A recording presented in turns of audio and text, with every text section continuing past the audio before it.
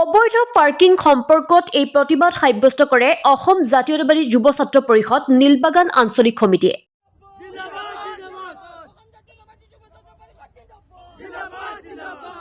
নীলবাগান অঞ্চলৰ এটা বহুদিনৰ সমস্যা আছিল অবৈধ পাৰ্কিং। যিকোনো স্থানতে ডাঙৰ ডাঙৰ গাড়ীসমূহ ৰখাই এই অঞ্চলৰ ৰাইজক হাৰাশাস্তি দি আহিছে গাড়ী চালক অথবা মালিকসকলে। আজি আমি অসম জাতীয়তাবাদী যুৱ ছাত্ৰ পৰিষদ নীলবাগান আঞ্চলিক সমিতিয়ে এই অবৈধ পাৰ্কিংসমূহ উপযুক্ত স্থানত স্থানান্তৰিত কৰিবলৈ এই প্ৰতিবাদী কাৰ্যসূচীৰ জৰিয়তে প্ৰশাসনৰ দৃষ্টি আকৰ্ষণ কৰাৰ চেষ্টা কৰোঁ। আমাৰ এই সমস্যা অতি সোনকালেই মানি লওক, অন্যথা এই অঞ্চলৰ ৰাইজৰ সহযোগত ইয়াতকৈও ভয়াৱহ প্ৰতিবাদী কাৰ্যসূচী হাতত ল'বলৈ বাধ্য হ'ম।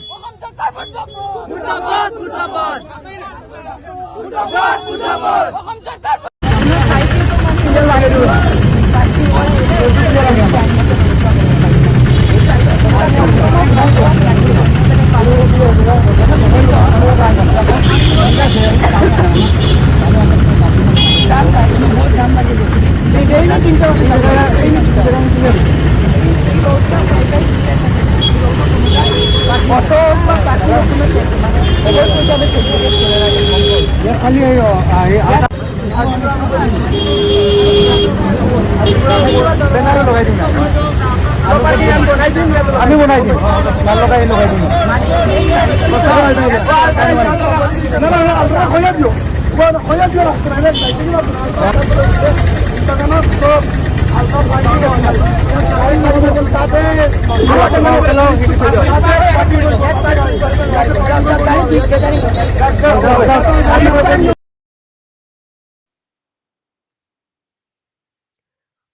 আপোনালোকে নীলবাগান অঞ্চলৰ যিকোনো বা বাতৰিৰ বিষয়ে জানিবলৈ হ'লে এই পেজটো ফ'ল' কৰি ল'বলৈ নাপাহৰিব। ধন্যবাদ। জয় আই অসম।